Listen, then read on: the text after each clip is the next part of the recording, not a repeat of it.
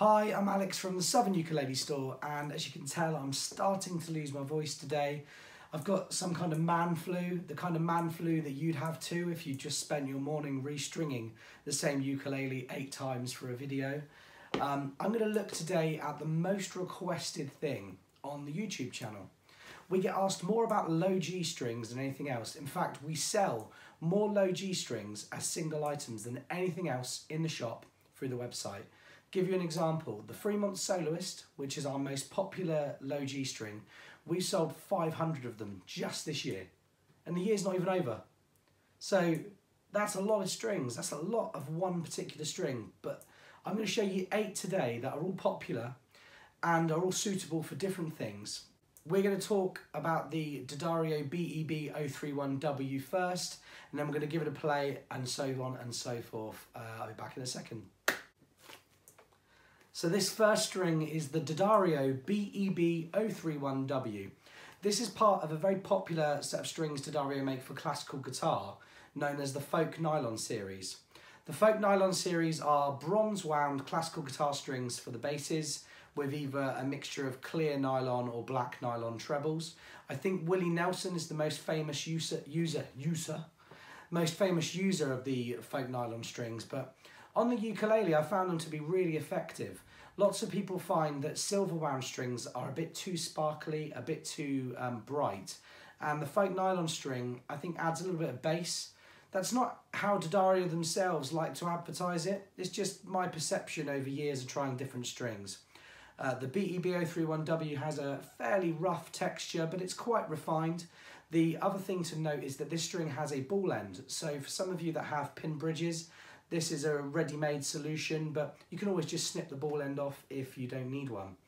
The BEB031W is the most popular string in our custom set of Daddario GCEA baritone strings, but as a single low G tenor string, it's also extremely popular, and I found it works sometimes on concerts. I'm going to give it a play and see what you think.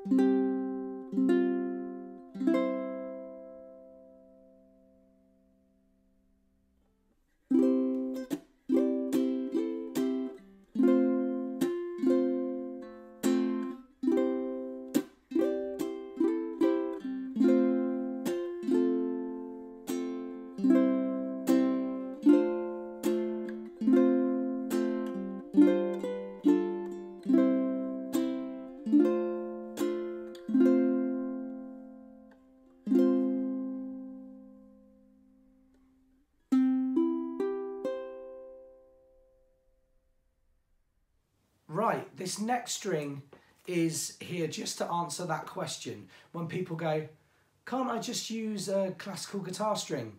Yes, you can. This is just a classical guitar string. This is a Daddario NYL031W classical guitar D string. That's the 4th string on a classical guitar. It's the thinnest wound string, and this is a perfectly acceptable low G string for your ukulele. It's not one of the most popular ones we sell because we sell ukulele specific ones as well. But if you can't get to the Southern Ukulele Store, or you need a string in a bind and you're near a music shop, this is the kind of string that any music shop in the world will sell. This is a fairly affordable string as well, probably the cheapest of the strings we're going to try today. Silver wound string with no ball end, kind of tie knot string. But still sounds great and a popular choice. One thing to note is later on we're going to be looking at the Aquila 16U string, which looks very similar. The question you may have about the difference between the two is that this string is fatter. Most classical guitar D strings are fatter and slightly higher tension, but if you want your low G to be heard higher in the mix, that might be more suitable. I'm going to give it a play, hope you like it.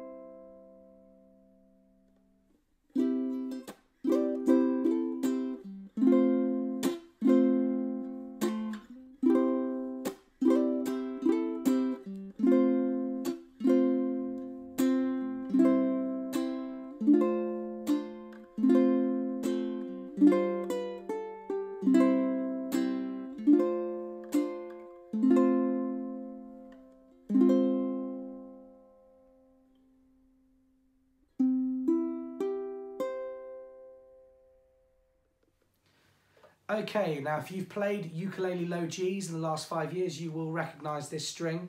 This is the Fremont Soloist. It's a polished brass alloy string, so very similar to a classical guitar string, but with a flat wound texture. They call it the Soloist, they call it a squeakless string. It's all of those things. It's a low G string that's not too boomy, not too bright, not too bassy. It's somewhere in the middle on everything. It's a very good, very flat range string. And I find it's the most suitable low G string if you are using a low G on a soprano or a concert. I've found other low G strings just aren't quite tense enough or tight enough. Saying that, this string is not that fat. It's thinner than most classical guitar strings you might use and fits nicely in most nut slots. The actual diameter of this string is a 0.030 compared to the 031s that we're looking at on the Daddario classical guitar strings, and this is the most popular item on the Southern Ukulele Store website. I'll show you the texture close up. The texture is a goldy colour and very, very dull looking. The strings don't look new for very long, but don't be put off. They are tonally sound and a very, very good choice if you're looking to try a low G for the first time and don't want to have to modify the nut on your ukulele too much. Let's give it a play.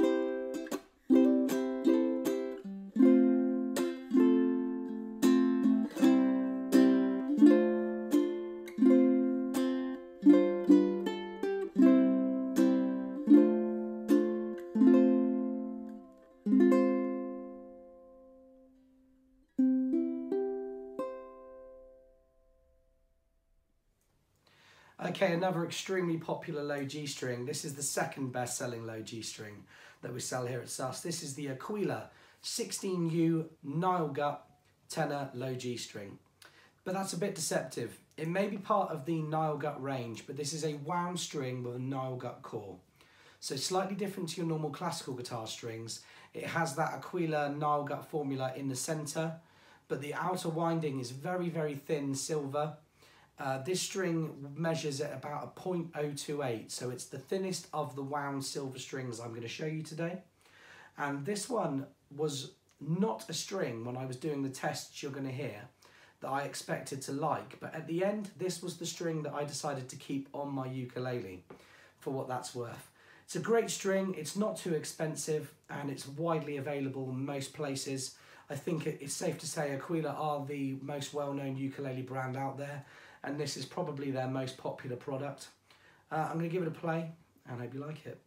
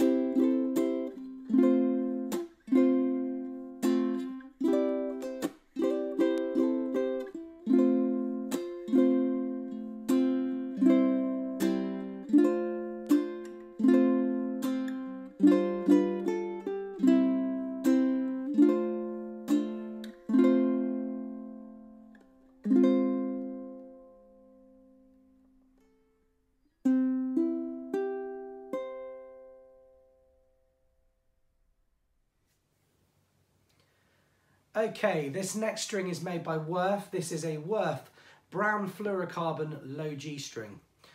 Worth are much like Aquila, one of the most respected names in the ukulele world for strings. People absolutely love fluorocarbon strings. In the last 5 years, that's really become the go-to material for a premium ukulele string. And the brown fluorocarbons are special because I don't know of another company that produced brown fluorocarbon strings other than Worth, and they have tonally a completely unique sound. They're slightly mellower than a clear fluorocarbon and not quite as stretchy as a black fluorocarbon. When I put this on my ukulele earlier on, I did find this one was the longest, it took the longest to settle in. I spent about 15 minutes just trying to get this string to stabilise before I played, whereas the clear string that I'm going to show you next was instantaneous. This is just some feedback on the spot as we go, because it might help you in the future. It's a great string, and when you buy them, they are slightly more expensive, but they come in a double length. So you cut them in half like this, snip, and you've got yourself a spare string going forward. The brown fluorocarbon strings are great for jazz. They're great for players that want a mellower, softer sound, and maybe something that was going to sound a little bit more complex. I like the brown fluorocarbon strings, but personally I get on with the wound strings more than an unwound fluorocarbon. If you are into unwound strings though, this is definitely the one you should try first. Let's give it a play and see what you think.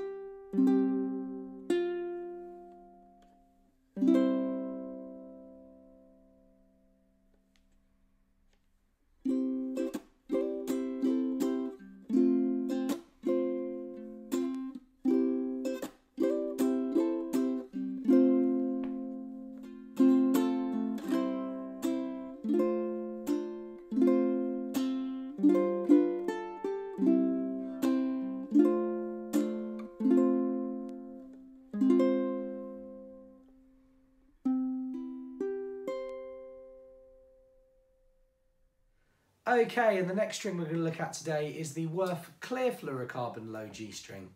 One thing I forgot to mention a bit earlier on with the brown is that the Worth Low G strings are the thickest strings we're going to look at today. They are a .035 measurement, which is the same as a classical guitar A string, so the same thickness as your baritone D string. Isn't that interesting? So these pull up slightly tighter to a G very well, but I don't recommend trying to use these as a G on a baritone. For some reason they tend to go a bit flabby the more you pull them, and they don't stretch back quite so easily. The clear fluorocarbon string is brighter than the brown. It's more solid in that when I put this on the instrument, it held its tune almost instantaneously. I didn't need to modify the nut to get very good intonation, and I was instantly pleased with how it sounded. The clear fluorocarbon string and the brown, sales-wise, one is not more popular than the other. If you don't fancy trying the brown string, try this one. Let's give it a play.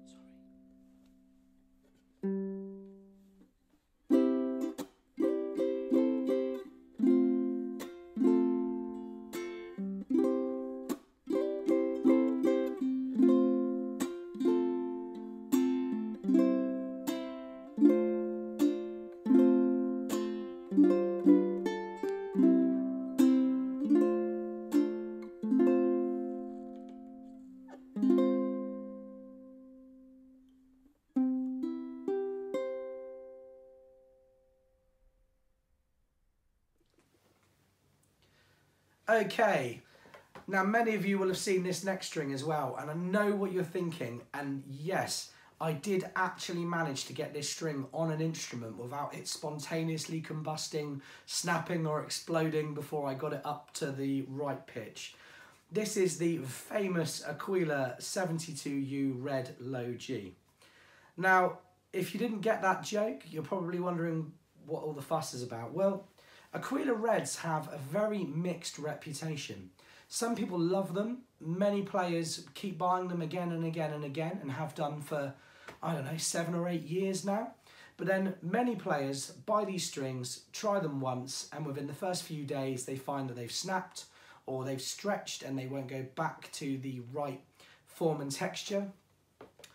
I have not found that problem so much with strings from the Aquila Red series for about 3 years, but from time to time some players just have instruments that just don't seem to like the Aquila Reds. The thing about the Aquila Reds that makes them different is the texture. They have an almost cat tongue-like texture, so when you tune them up, they're rough to the touch. It's almost like a fine grit sandpaper. Very, very strange, but very precise. So when you slide up the frets, if you're familiar with that texture, it's hard to imagine a different texture. It's a good string. Tonally, they're very similar to the Worth Browns. They're mellow.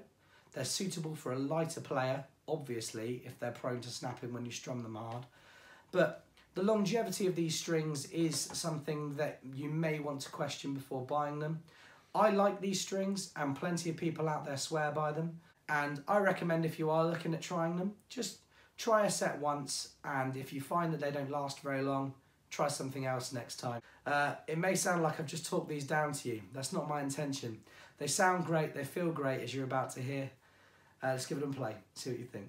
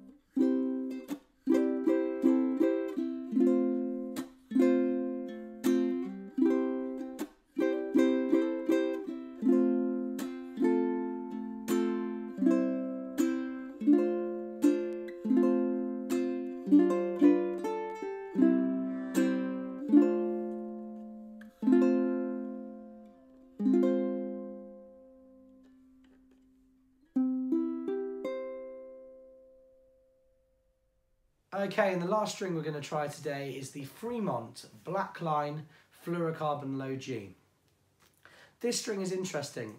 In all the years I've been here and all the strings I've tried and all the sets that I've put together off of my own time, this is the first time I ever tried this string today. I put this string on my ukulele last, having just tried all of the other options available. And I find it to be an incredibly dynamic string. It was louder than the Worth strings, but slightly stretchier, and it required more patience when I fitted it than the rest of the strings combined. Having said that, when it was on, it sounded great. It had more sustain than the Worth Browns, not quite as much attack as the Worth Clears, and this is a great alternative to somebody out there that likes unwound strings and has tried the Worths and maybe just wants to try something a bit different. The Fremont Blackline strings are Japanese made, just like the Worths. I suspect that they're probably made by the same people that make the Worth strings, because gauge wise they feel very, very similar, if slightly thinner. Yeah, they're advertised as being thicker than a Worth string, but I can assure you that they are slightly thinner by the time they stretch out. Something to look at. The string itself is also more spongy than a Worth string. When it went through the nut slot of my ukulele, I noticed that it kind of found its shape in there and squeezed a bit more than the Worth strings did. Another thing to note about the Fremont is the length of the string. The Worth strings are double length, and that's factored into the price. The Fremont is a bit pricier and has its own tone and its own characteristics, but the string is only just long enough to do a tenor ukulele. I've not tried it on a concert ukulele, but I have a regular customer that told me that this is his favourite low G for a concert uke. So take that with a pinch of salt and maybe give it a try yourself. I'm going to give it a play and see what you guys think.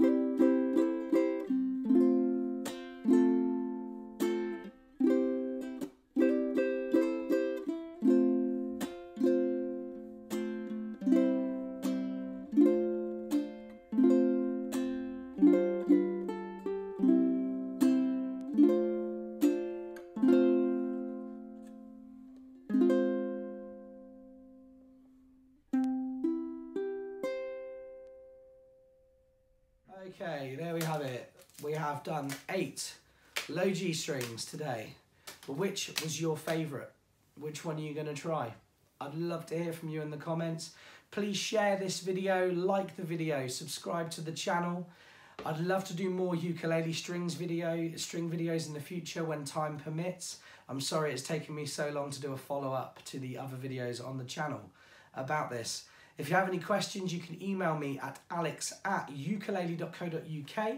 You can call the store on 01202 430 820 and chat to any of the team. We all like talking about ukulele strings and we all have our own opinions.